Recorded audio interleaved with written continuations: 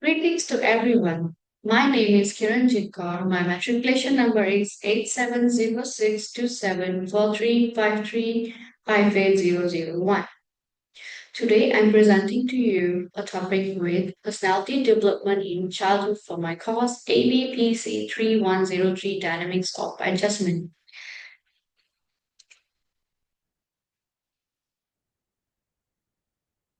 In my presentation, we will be exploring the personality development during childhood and the theoretical perspective to support it, and also looking into the lasting impacts of adverse experiences during the development of personality in childhood, and finally the conclusion.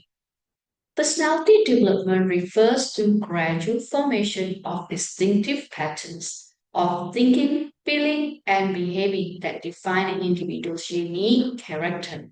It involves both biological and also the environmental influences in developing the personality, not just limited to the childhood but throughout our lifespan. Now, according to McCreer and Foster, personality represents the stable traits and characteristics that influences how individuals interact with the world around them. Because childhood is a foundational period in which these patterns begins to emerge through experiences, social interactions, and social and emotional learning.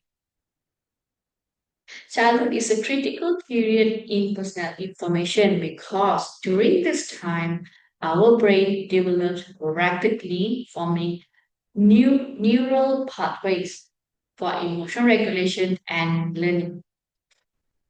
Early social relationships are also established, such as trust, security, and empathy, according to Poway. And experiences during this stage would actually lay the groundwork for resilience, moral reasoning, and also self concept, which becomes handy or visible in their adulthood as they grow up. Now, let's dive deeper into some theoretical perspective. To begin with, the social environment profoundly shapes personality. Both Eric Erikson and also Albert Bandura has mentioned that the environment plays a very big role in shaping our personality. According to Eric Erikson, it says early relationship with parents and caregivers forms a secure attachment patterns that influence the emotional security.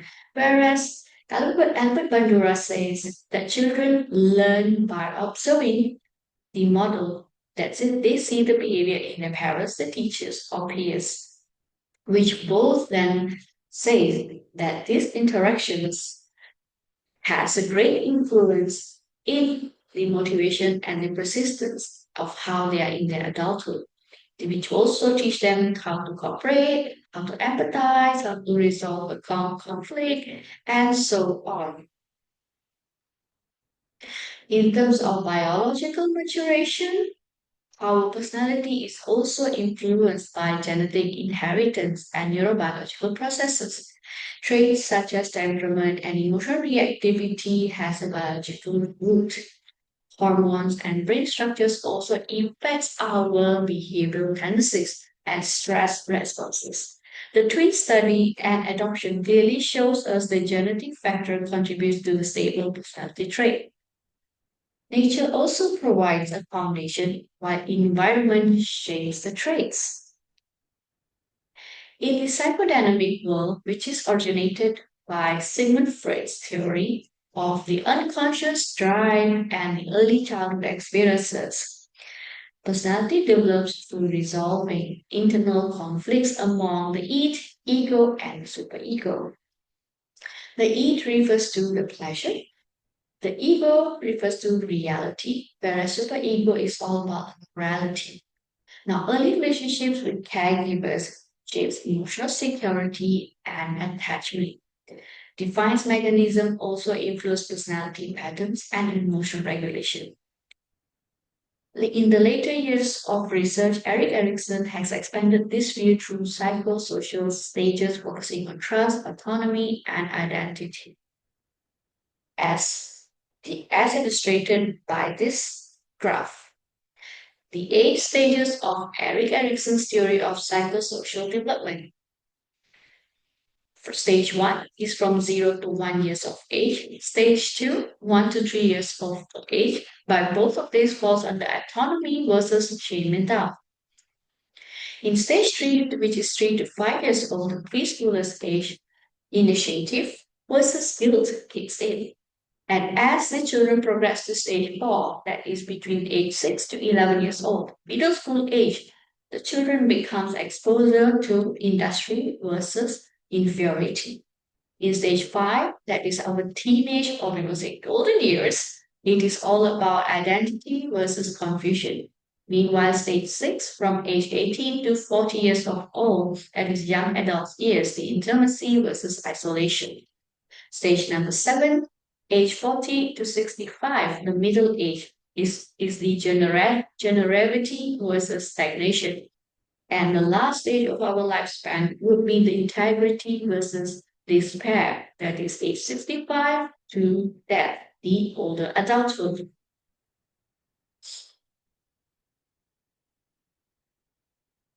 In the 5 stages of Sigmund Freud's psychosexual development in children also has a great influence in the personality development.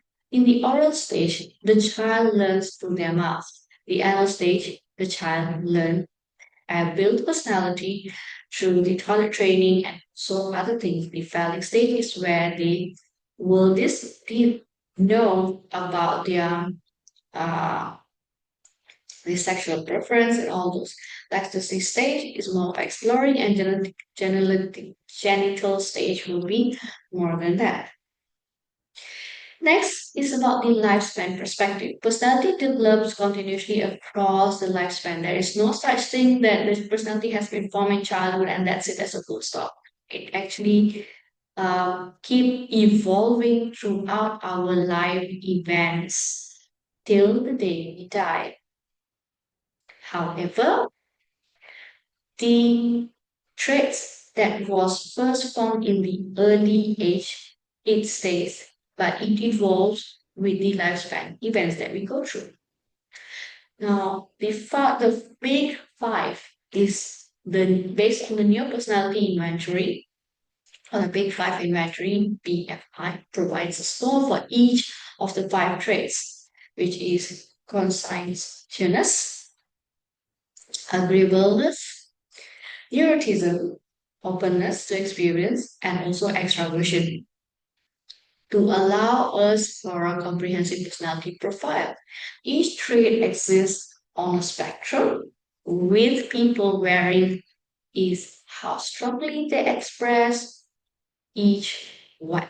So not necessarily that we have to be all 5, but which one will be the strongest.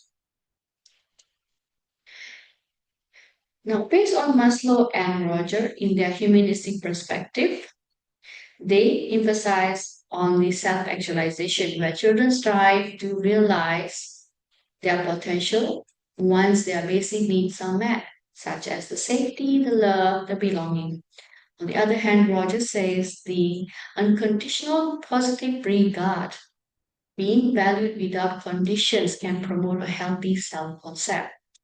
And therefore, based on the both, we know that supportive environment encourages authenticity and self-worth. Meanwhile, criticism or conditional acceptance leads to self-doubt and anxiety. Now let's understand the lasting effect of adverse childhood experience. But before that, what are the adverse childhood experiences, or known as the ACEs? It refers to traumatic or stressful events during childhood, such as abuse, neglect, and household dysfunctions. This experience can disrupt healthy brain development, emotional dysregulation, and also social relationships. Now, exposure to the chronic stress during early life has been linked to long-term psychological and behavioral difficulties, influencing personality traits such as trust, resilience, and emotional stability. Defining trauma and ACEs, trauma actually refers to distressing experiences impacting emotional well-being, whereas neglect can be physical and emotional. Okay, and ACEs are the harmful events the child has gone through in their childhood time. Whereas trauma also affects the child's ability to manage emotionally effectively. They also will develop the trust issues if they are neglected because they don't know if they're going to be neglected physically or emotionally abandoned. And whereas ACEs may last into a long-term mental health issues in the adulthood or things like personality disorder and so forth.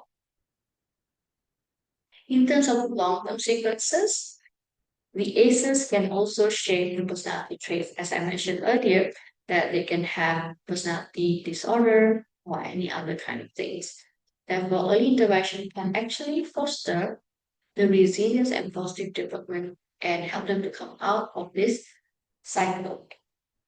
To conclude my presentation, personality development during childhood represents a foundational period in which biological, psychological, and social influences converge to shape the individual's enduring patterns of thoughts, emotional, and behavior. Theoretical perspectives such as biological, psychodynamic, trait, social cognitive, and humanistic approach all underscore the profound role of early life in establishing our identity, emotional regulation, and social functioning. However, the ACE experiences such as trauma, neglect, or emotional deprivation can significantly disrupt this development trajectory.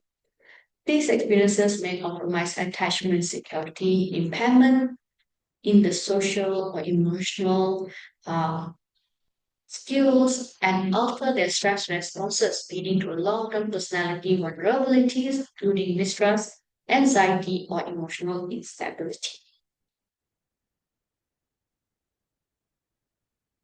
Despite these challenges, research also emphasizes the potential for resilience and recovery when children are provided with nurturing relationship, therapeutic support, and stable environments.